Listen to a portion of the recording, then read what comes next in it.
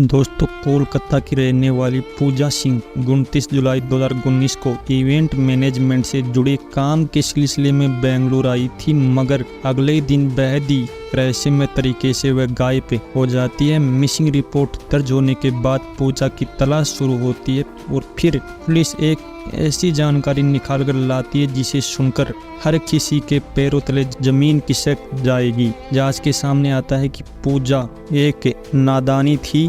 पूजा के गायब होने के पीछे की वजह पूजा की वह नादानी थी जो पूजा से गलती से हुई थी, और वह गलती शायद हम आप भी आए दिन करते रहते हैं। तो आखिर क्या थी पूजा की गलती और पूजा के साथ क्या हुआ था, चलिए जानते हैं सब कुछ इस वीडियो में डिटेल से। आगे यकीन मानिए पूरी कहानी जानकर आप शौक रह जाएंगे कि पूजा की इस कहानी में हम सबके लिए एक लाइफ चेंजिंग सीख भी है। तो वीडियो में आखिर तक जरूर बने रहिए। कहानी में आगे बढ़ने से पहले हमारे चैनल को सब्सक्राइब कर लीजिए और बेल आइकन जरूर दबा दीजिए। तो चलिए अब कहानी की शुरुआत करते हैं। दोस्तों, जैसा कि हमने बताया कि पूजा सिंह डे नाम की एक महिला थी। पूजा कोलकाता की रहने वाली थी और इसकी उम्र 32 साल थी। कुछ साल पहले पूजा मॉडल का काम किया करती थी। बाद में उन्होंने इवेंट मैनेजर के रूप में काम करना शुरू कर दिया था। पूजा की शादी 7 साल पहले हो चुकी थी और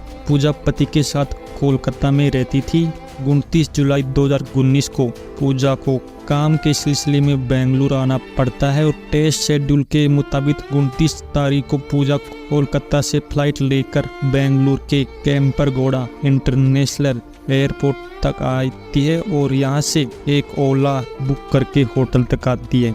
जब ड्राइवर से पूजा की थोड़ी बहुत बातचीत भी होती है। इसी दौरान ड्राइवर का बिहेवियर पूजा को अच्छा लगता है और दोनों बात करते हुए होटल तक पहुंच जाते हैं और पूजा आगे उतर जाती है, मगर होटल के अंदर जाने से पहले वो ड्राइवर को कहती है कि अगर पॉसिबल हो तो तुम मुझे 31 जुलाई 2019 को सुबह 4 बजे इसी होटल से पिक कर लेना, क्योंकि सुबह में ही मेरी बेंगलुरु से कोलकाता के लिए फ्लाइट है। और ड्राइवर हामी भर लेता है और वहां से चला जाता है। अब तारीख हो जाती है 31 जुलाई 2019 सुबह के 4:43 पर पूजा अपने हस्बैंड को टेक्स्ट मैसेज के द्वारा गुड नाइट कहती है और उसे बताती है कि मैं समय पर कोलकाता पहुंच जाती हूँ। और बताए शेड्यूल के मुताबिक ही पूजा का पति कोलकाता में पूजा का इंतजार कर रहा है, मगर पूजा नहीं आई है। यहाँ तक कि शाम हो जाती है मगर पूजा का कोई पता नहीं चलता है और पूजा का पति करीब दोस्तों रिश्तेदारों सभी को फोन करता है, लेकिन कहीं से भी पूजा की कोई जानकारी सामने नहीं आती है। मगर दोस्तों दोनों ही मोबाइल फोन लगातार स्विच ऑफ आ रहे थे, इसलिए पूजा के परिवार वालों को चिंता और भी बढ़ जाती है और यह लोग पूजा की तलाश में लगे हुए थे। तभी पूजा एक मैसेज करती है। मैसेज में लिखा हुआ था कि आई एम इन हैदराबाद और इमरजेंसी नीड एक। और मैसेज के जारी पूजा पति से इंटरली 5 लाख रुपए की डिमांड करती है। इन मैसेज को देखकर वो तुरंत पूजा को फोन करने की कोशिश करता है, मगर फोन अभी भी स्विच ऑफ आ रहा था। थोड़ी देर इंतजार करने के बाद वापस मैसेज करता है कि अगर तुम्हें पैसे चाहिए तो जल्द से जल्द मुझे फोन पर बात करो। इस मैसेज का दूसरी तरफ से कोई जवाब नहीं आता है और फिर मैसेज का सिलसिला चलता रहता है और पैसों की डिमांड वाले मैसेज से पूजा के पति आशंका में गिर जाते हैं और वह भागते हुए Kolkata new town police station में जाते हैं और पूजा की मिसिंग रिपोर्ट दर्ज कराते हैं। इसी दौरान वो पैसे की डिमांड वाले मैसेज के भी जिक्र करते हैं। कोलकाता पुलिस मिसिंग रिपोर्ट को दर्ज कर लेती है, मगर इस रिपोर्ट पर कोई कार्रवाई नहीं की जाती है। यहाँ तक कि कई दिन बीत जाते हैं मगर पुलिस की ओर से एक भी अपडेट परिवार वालों को नहीं दी जाती है। इधर कोलकाता में पूजा के परिवार में अलग तरह की हलचल मची हुई थी, तो दूसरी तरफ बेंगलुरु पुलिस एक अलग ही केस को सुलझाने में अपना पसीना बहा रही थी। वह मामला यह था कि 31 जुलाई 2019 को कुछ स्थानीय लोग पुलिस वालों को केम्परगौड़ा इंटरनेशनल एयरपोर्ट के कंपाउंड में पड़ी एक लाश के बारे में जानकारी देते हैं। जानकारी मिलते ही पुलिस की एक टीम मौके पर आती है और लाश की जांच पड़ताल शुरू कर देती है और कंपाउंड में मिला शव किसी महिला का था। हालांकि उसका चेहरा पहचानना नामुमकिन था,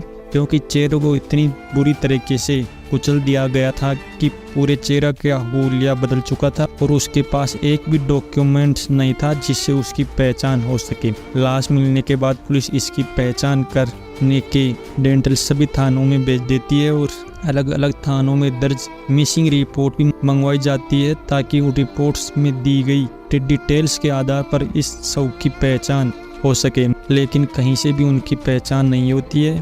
काफ़ी इंतजार के बाद जब उसकी पहचान नहीं होती है तो पोस्टमार्टम के बाद कानूनी प्रक्रिया का पालन करते हुए पूरे सम्मान के साथ पुलिस की निगरानी में ही शव का अंतिम संस्कार कर दिया जाता है और उसे पास मिले समाज इकट्ठा किए जाते हैं। इसके अलावा अंतिम संस्कार से पहले शरीर पर मौजूद टैटू की भी तस्वीर ली जाती है और बेंगलुरु पुलिस ने उसका अंतिम संस्कार कर दिया था, मगर अब पुलिस वालों की पूरी कोशिश थी कि कैसे भी उस महिला के परिवार वालों तक पहुंचा जाए। इसी कोशिश में एक टीम बनाई जाती है और महिला परिवार वालों का पता लगाने के सिलसिला शुरू हो जाता है। दोस्तों, सबसे पहले पुलिस उस महिला के शरीर पर मौजूद टैटू की मदद से उसकी पहचान करने की कोशिश करती है, मगर काफ़ी कोशिशों के बावजूद पुलिस वालों को कामयाबी हाथ नहीं लगती है। इसके बाद पुलिस कपड़ों के जरिए महिला की पहचान करने की कोशिश करते हैं। दरअसल पुलिस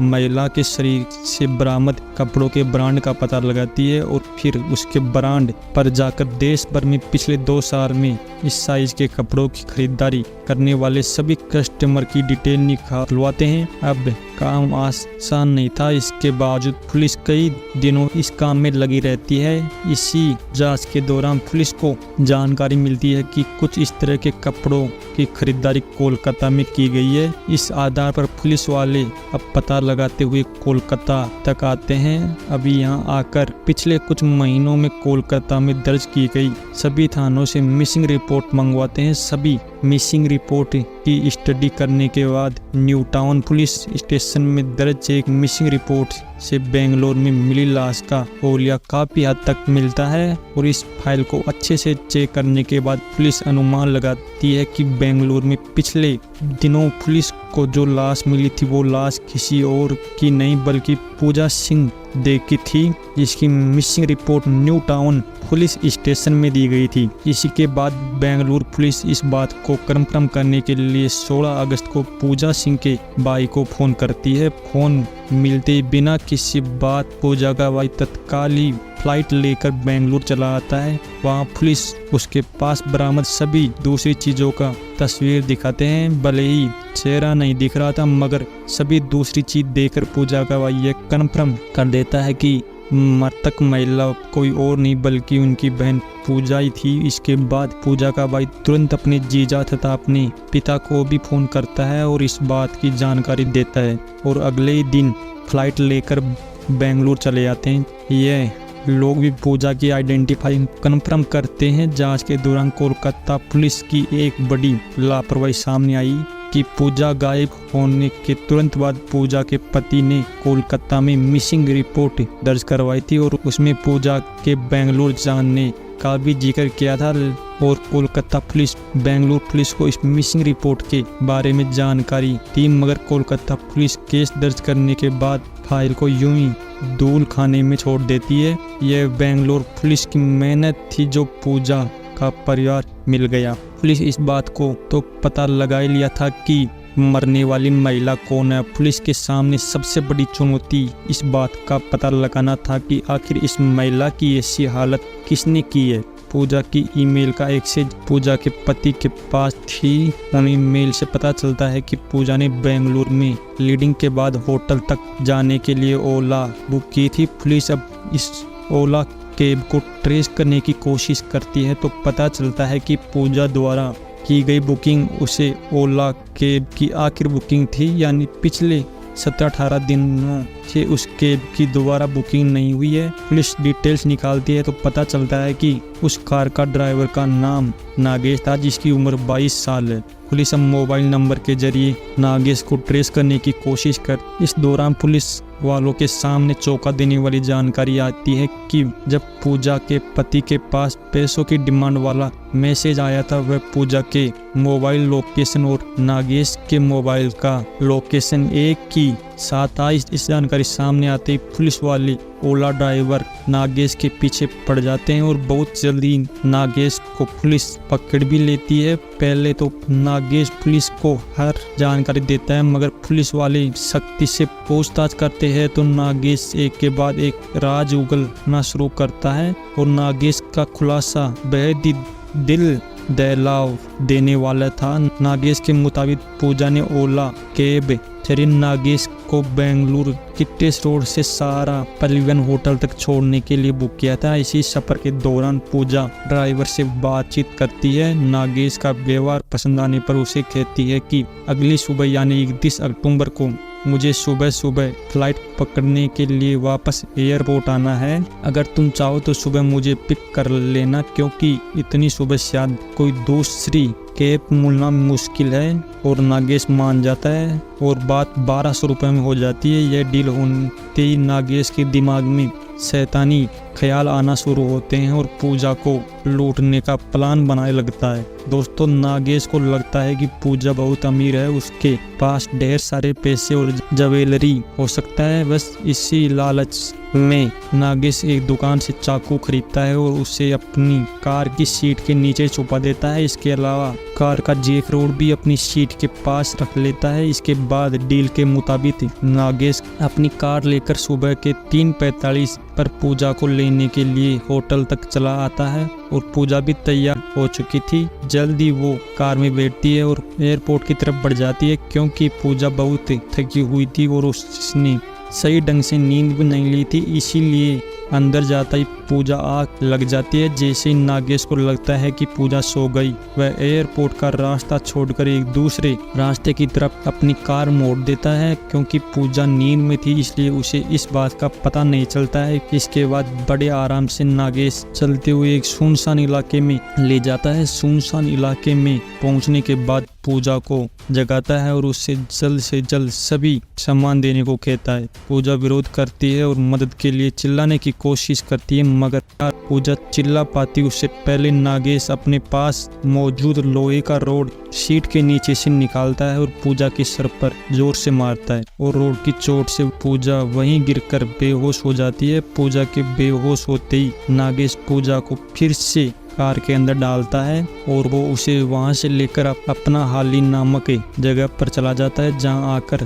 वह एयरपोर्ट के कंपाउंड में अपनी कार खड़ी कर देता है और दरवाजा खोलकर पूजा लड़खड़ाते कदमों से वहां से भागने की कोशिश करती है। यह देखकर नागेश भी उसके पीछे दौड़ता है और अपने पास छुपा कर रखा वह चाकू निकालता है और पूजा पर ताबड़तोड़ चाकू से वार करना शुरू कर देता है। दोस्तों, चाकू के लगातार वार करने की वजह से पूजा बुरी तरीके से लहूलुहान हो जाती है। वो मदद के लिए चिल्लाने की कोशिश करती है, मगर इतनी सुबह कोई भी उसकी चीखें सुनने वाला नहीं होता है। और पोस्टमार्टम रिपोर्ट के मुताबिक पूजा को कम से कम 22 बार चाकू से मारा गया था। इतने जख्मों के बाद पूजा अभी भी सांस ले रही थी। यह देखकर नागेश को और ज्यादा गुस्सा आता है और वह पास में रखा बड़ा सा पत्थर का टुकड़ा उठाता है और पूजा की छाती पर मार देता है। पत्थर के वार करते ही पूजा आखिरकार पूजा की सांस टूट जाती है और नागेश ने पूजा की जान ले ली थी, मगर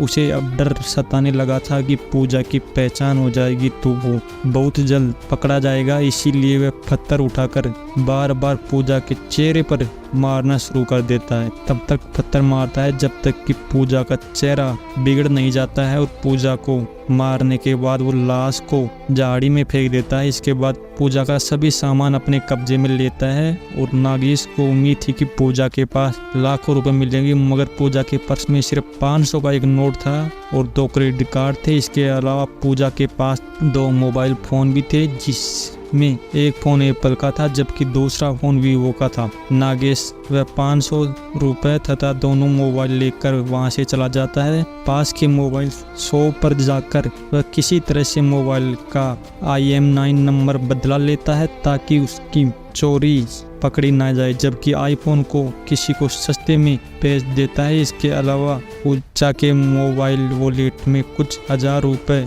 आने वाले भी ट्रांसफर कर लेता है। इसी के बाद वह पूजा के वीवो मोबाइल से ही टूटी फटी अंग्रेजी में पूजा के पति से 5 लाख रुपए की डिमांड करता है, मगर टूटी फूटी अंग्रेजी देखकर पूजा के पति को अंदाज हो जाता है कि यह तो पूजा नहीं लिखती है। इसके बाद वो पुलिस तक मिसिंग रिपोर्ट दर्ज करवाने जाते हैं। पुलिस के मुताबिक इस कुछ पता चलता था कि अगर पूजा थोड़ी सी नादानी नहीं होती तो पूजा ने दोबारा ड्राइवर से जब सुबह पिक करने की बात करी थी तो यह डील ओला अपने मध्य से नहीं बल्कि डायरेक्ट बटन के जरिए हुई थी। पुलिस के मुताबिक अगर पूजा ने यह राइड ऑनलाइन लेती तो ऐसा कुछ नहीं कर पाता, क्योंकि ऐसी स्थिति में ड्राइवर के पकड़े जाने का खतरा ज़्यादा रहता है तथा उसे तब तक बहुत जल्दी मदद भी पहुंच जाती थी। मगर चंद पैसों बचाने के लिए या फिर सुबह जल्दी कार न मिलने की वजह से